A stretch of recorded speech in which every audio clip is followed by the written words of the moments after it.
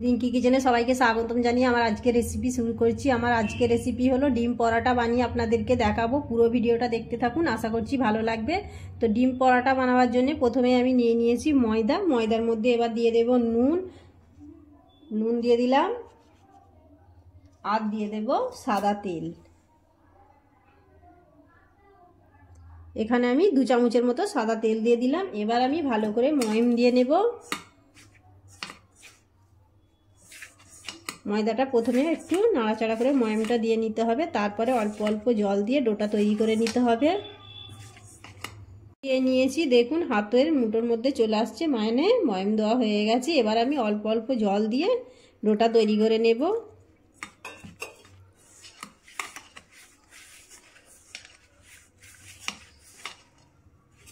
আরও সামান্য জল দিয়ে দিলাম, দিয়ে ভালো করে মেখে নিচ্ছি।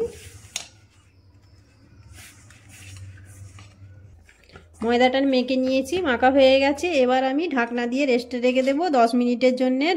রেখে দিলাম। এবার আমি এখানে 2টো ডিম নিয়ে নিয়েছি ডিম পরোটার জন্যে। ডিমের মধ্যে এবার আমি দিয়ে দেব পেঁয়াজ, কাঁচা লঙ্কা কুচোনো। পেঁয়াজ কুচোনো দিয়ে দিলাম, আর কাঁচা লঙ্কা কুচোনোও দিয়ে দিলাম। আর আমি এখানে দিয়ে দেব নুন, স্বাদ অনুযায়ী নুন দিয়ে দিলাম। এবার আমি ভালো করে মিশিয়ে নেব পেঁয়াজ, কাঁচা লঙ্কা, ডিম একসঙ্গে ভালো করে।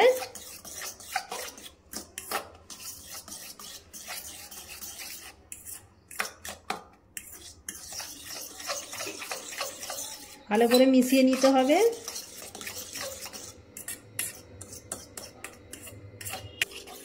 ডিম, পেঁয়াজ, কাঁচা লঙ্কা ভালো করে মিশিয়ে নিয়েছি। এবার আমি ভেজে নেব। ভাজার জন্য আমি একটা গ্যাসের মধ্যে কড়া বসিয়ে দিয়েছি। কড়ার মধ্যে দিয়ে দেব সাদা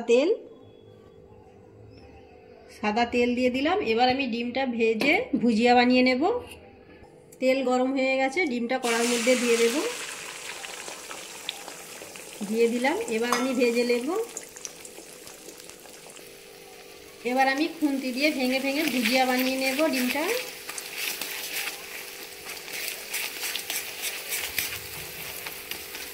আমরা যেভাবে বাড়িতে ভুজিয়া বানাই সেইভাবে ভুজিয়া বানিয়ে নিতে হবে।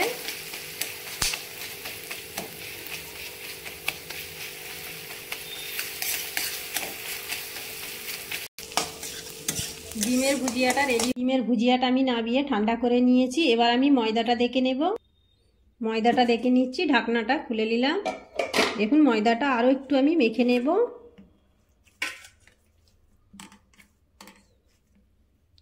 আরও একটু ভালো করে ময়দাটা মেখে নিতে হবে। মেখে নিলাম। এবার আমি বেলে নেব। এবার আমি অল্প করে ময়দা ছিটিয়ে নিলাম, নিয়ে বেলে নেব। রুটির মতো বড় করেই বেলে নিতে হবে।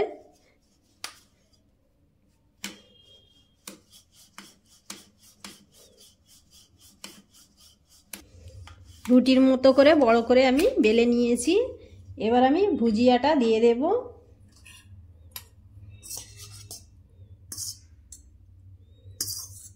ভুজিয়াটা নিয়ে নিলাম। এবার আমি মুড়ে নেব, মুখটা বন্ধ করে নেব। দেখুন কিভাবে মুখটা বন্ধ করছি, এইভাবে মুখটা বন্ধ করে দিতে হবে। মুখটা ঠিক এইভাবে বন্ধ করে নিতে হবে। দেখুন। এবার আমি এখান থেকে একটু আটা কেটে নিচ্ছি। এবার আমি মুখটা বন্ধ করে দিলাম ভালো করে। এবার আমি বেলে নেব। প্রথমে একটু হাত দিয়ে বেলে নিচ্ছি, হালকা হাতে। এবার আমি ময়দা ছিটিয়ে হালকা করে বেলে নেব। অল্প করে ময়দা ছিটিয়ে দিলাম, দিয়ে বেলে নিচ্ছি। একদম হালকা হাতে বেলে নিতে হবে। বেলা হয়ে গেছে। এবার আমি সেঁকে নেব। সেঁকার জন্য আমি একটা তাওয়া বসিয়ে দিয়েছি গ্যাসের উপর। এবার আমি তাওয়ার মধ্যে পরোটাটা দিয়ে দেব। পরোটাটা তাওয়ার মধ্যে দিয়ে দিয়েছি। এবার এক পিঠ হতে দেব, তারপরে আমি উল্টে নেব। পরোটাটা আমি উল্টে পাল্টে ভেজে নিয়েছি। এবার আমি এখানে সাদা তেল দিয়ে দেব। 2 চামচের মতো সাদা তেল দিয়ে দিলাম। তেল দেওয়ার পরে আরও ভালো করে ভেজে নিতে হবে, দু পিঠটাই ভালো করে ভেজে নিতে হবে। পরোটাটা আমি উল্টে পাল্টে ভেজে নিচ্ছি। উল্টে নিলাম, দু পিঠই ভালো করে ভেজে নিয়েছি। পরোটাটা ভাজা হয়ে গেছে, এবার আমি তুলে নেব।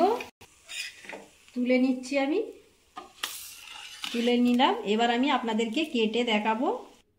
এবার আমি আপনাদেরকে ডিম পরোটাটা কেটে দেখাচ্ছি। দেখুন কতটা মুচমুচে হয়েছে।